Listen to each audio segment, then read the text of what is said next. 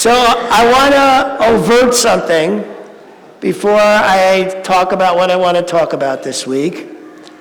I took a tumble on Thursday, hit it against my ribs, and they're pretty sore, but I'm okay. And one of the reasons I bring it up is because you may wonder why I'm not projecting the way I usually project. But the other is that last week I talked about how if you're worried, I can't use that energy. And so this is your chance to practice. Not worrying, because I'm in good health and I am healing. It's just a little tender, and so I'm going to just take it a little easy. The thing I've been thinking about most this week has been relationships. And how we're in them all the time. With everything. If you got a loved one in your life, which you do, whether it's an intimate relationship, maybe it's a pet, maybe it's a sister or brother or uncle or aunt or niece or nephew or friends, you have relationships. And the thing about them is if they're anything like mine, they can be hard. Right? They just don't run smooth all the time. I was with somebody this week who said, it wouldn't matter who I lived with. At some point, they're going to bug me.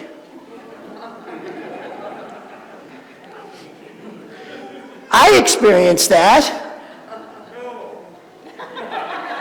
Am I the only one? And so, one of the things I do every morning for my own spiritual practice is I read these ancient Zen texts. I love these texts. And in reading them, I then meditate on what I've read, but I came across this one part that has had me going for the last week and a half. And that is, and I'm paraphrasing, if you're in the ocean of yes and no, you suffer. And it had this great example of this story about this Zen monk who had a great reputation. He was a Zen master. He was leading a huge monastery, and this woman in the village, this teenage girl gets pregnant. And when her parents press her about who the father was, she's really afraid to say who it was, so she says it's the Zen master. And so after the baby's born, they go and they berate this Zen master. They kill his reputation. He's booted out of the monastery, and he's handed the baby to take care of. And his answer is that so? And he goes on to take care of the baby. About a year later, he's just living his life, being in that zone that is outside the ocean of yes and no. He didn't covet his reputation. He didn't try to fight for what was right. He didn't say anything except, okay, this is what's mine to do next. And all he did was take care of the baby. A year later,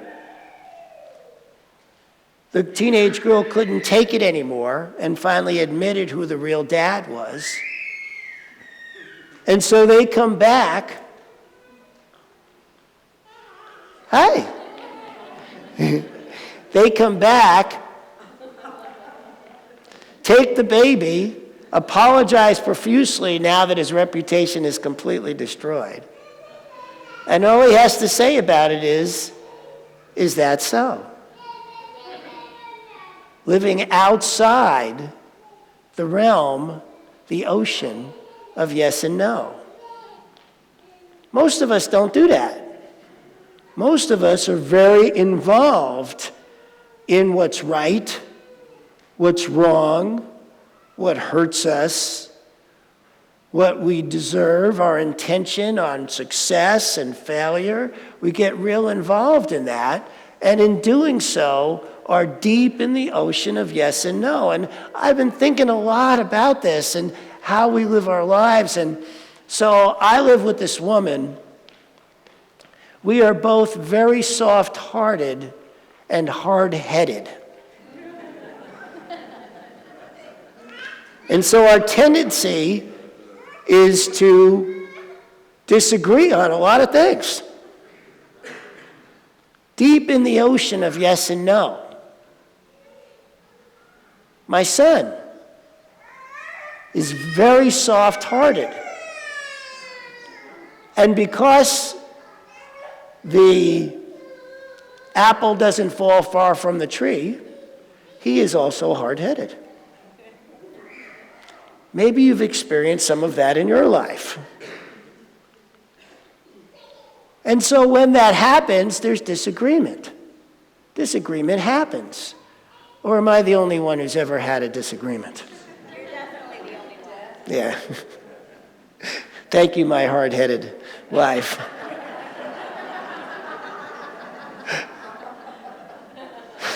Yeah. Yeah. And so it's, how are we with that? Do we remember in the midst of that this is the spiritual practice? Or do we get into that you're so darn sure you're right? Put your foot down. I know I'm right here, which makes you wrong. Or what I am learning is, what if instead of being in that realm,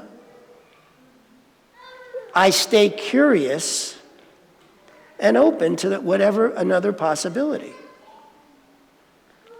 And the funniest part about this particular practice of being curious and open to possibility is, I have to tell you that it has dawned on me more in meetings I have been in, and is just beginning to sink in that, oh, I could apply this in my relationship with my wife too.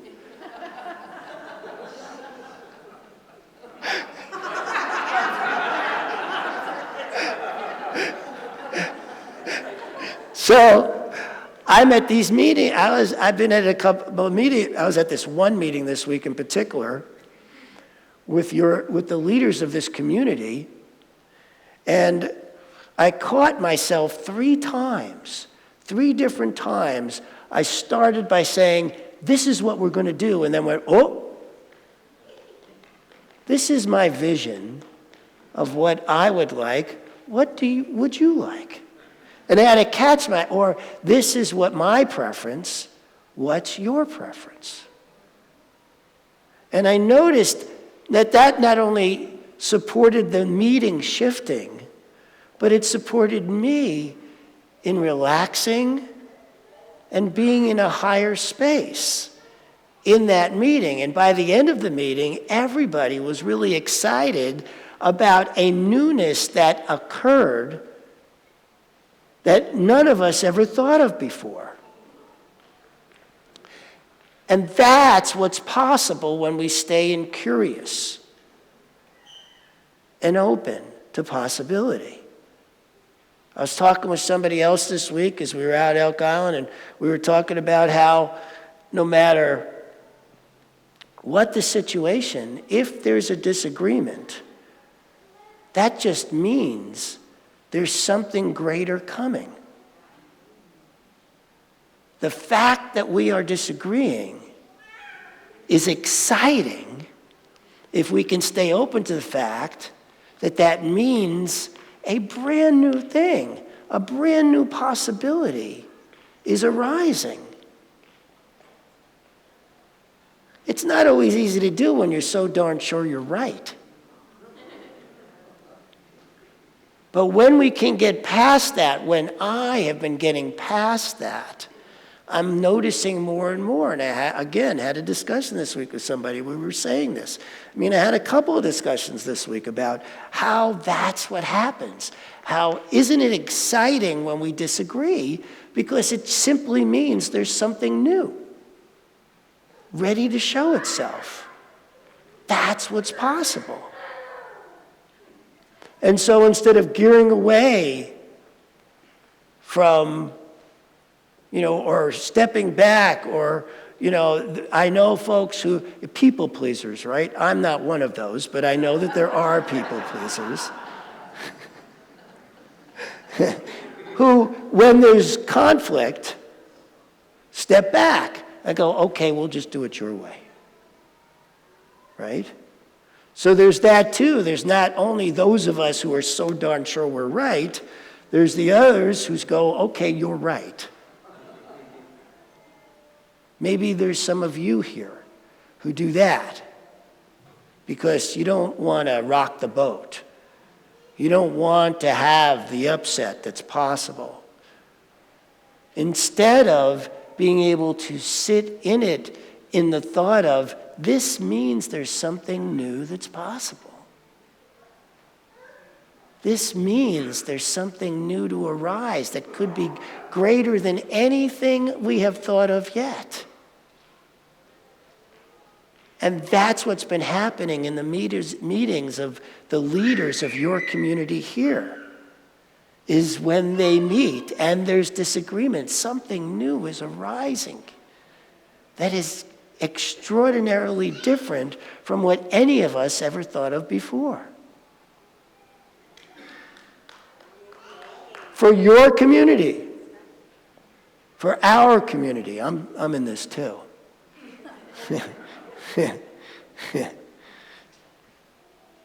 And so I keep thinking about how powerful that would be in my other relationships, like with my wife, with my son, with others, my friends. And just being curious, just being open to the possibility and not being so sure that I'm right. I mean, I don't know if you guys have noticed, but I can come across saying something with authority. That, this is how it is, right? And what I'm looking at now is not wanting to do that for myself, right?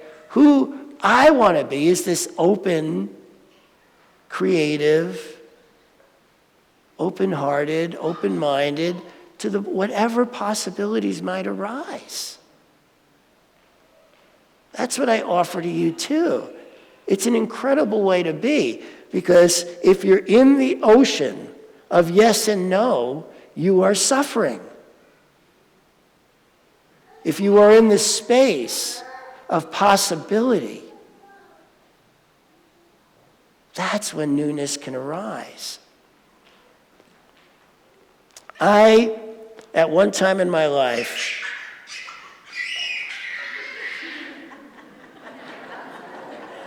I agree with him 100%, by the way. Just so we're clear. One time in my life, I had sold I was in the insurance industry, and I'd sold my book of business. I'd moved to Asheville, North Carolina, which is in better shape, by the way, for anybody who knows. They got their electricity back, their water's running. They're doing really well. They're doing better. Really well. There's maybe a few steps away, but they're definitely doing better. Anyway, when I first got to Asheville, I had more money in the bank than I ever thought possible. I could do anything I wanted, and I had this dream. My dream in the ocean of yes and no was to be able to do whatever I wanted, whenever I wanted, because I was so financially free. And I achieved it. And I'm standing in Asheville. I'm standing on this bridge, looking out at this gorgeous view, and I'm breaking down, crying at how miserable I am. at how miserable I was because I didn't feel it in here and didn't understand the true definition of freedom, which is freedom from the ocean of yes and no.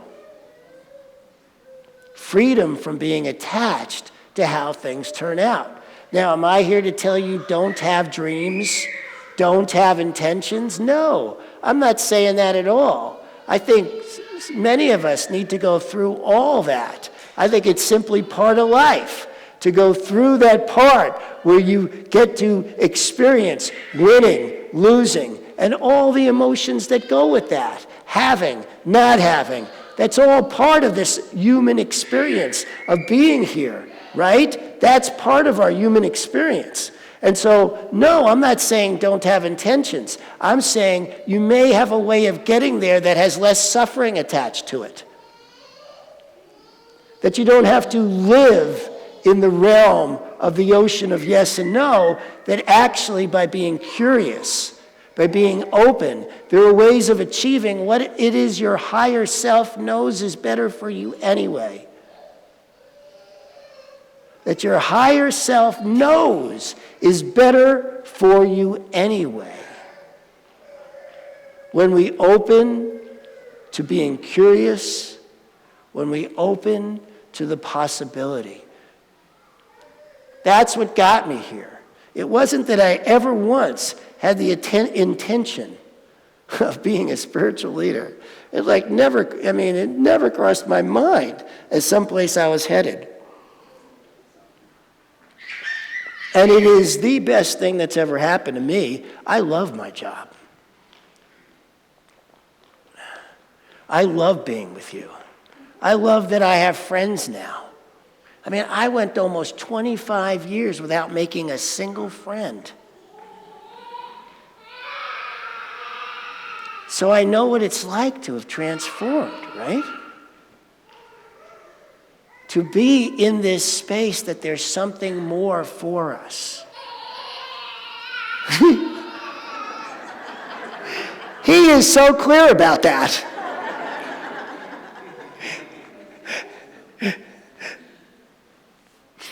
I feel like he's my background music, it's cool.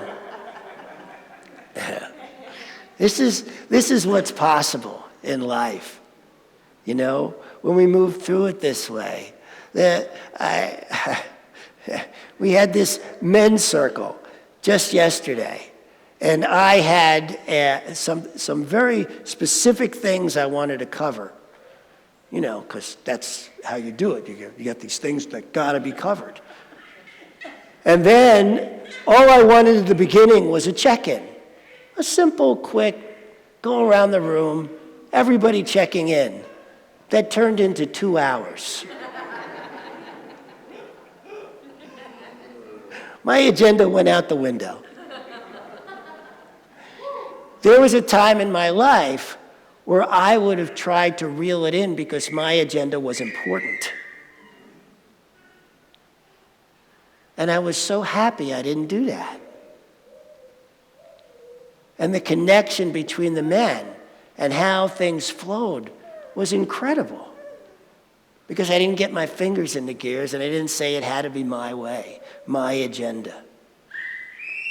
And I noticed that the more and more I'm willing to do that, back up. It's not my it's not my default. My default is not to back up, even now. My default, as anybody knows who, works with me around here, my default is not to back up. It's to move forward with a very definitive idea and get her done. I'm a get her done kind of guy. But I notice that when I sit back, allow for space, allow for something new to arise that I didn't even know was going to happen, something better happens than I even thought. I'm a get-her-done kind of guy, and I'm watching things getting done in ways that have me sitting on my hands sometimes, biting my tongue. But sometimes that happens after I've spoken, and so then I got to reel it back, right? But that's the practice. Whatever you're going to practice, It ain't like you're going to be good at it, boom. Oh, good, I'm going to practice this. And then all of a sudden, what I notice is particularly for people who are not good at speaking up for themselves, that when they first start doing it in relationship, it really pisses the partner off because they don't do it well. And that's because they're unpracticed. And so what happens sometimes is after you get blasted by your partner for being mean and nasty or whatever it is they're going to say to shut you up, you then close down again. Instead of realizing the possibility that what you have here is a chance to practice. And that it's like playing the guitar. The first time I picked up the guitar, my grandpa said I had no talent at that at all. Well, I just picked it up. I'm pretty good at it now. It takes practice. And so I'm in this practice of stepping back. Even when I step forward first, I'm good with being told, wait, why don't you give this some space? And then I'll go, oh, okay. And then I step back since that's what I want to practice. And I notice that as I do that in all my relationships, they don't wobble near as much. They're always going to wobble. You know, if you think you can get a relationship that's never going to wobble, good luck. But what is possible is for you to take on the practice of being curious and opening to possibility in the midst of the disagreement. It's a practice. One you may not be good at first. I'm just getting better at it. But I love the practice. It takes me out of the ocean of yes and no. It allows us to be in a place of curiosity. It allows us to see what the possibilities are in whatever is occurring. It allows for nothing new to arise. That's what's possible. Something new to arise. But to get there, you need to practice and practice and practice. It's a skill. So I ask you, I invite you to join me in practicing stepping out of the ocean of yes and no and into the ocean of curiosity. Let's move there together. Let's awaken as a community. Let's get into this. This is what the classes are about. This is what we come together about, to remind ourselves that we are powerful, creative, spiritual beings who get to have an awesome life outside the ocean of yes and no, and in curiosity, open mind, and open-heartedness, allowing for a possibility that is beyond our imagination.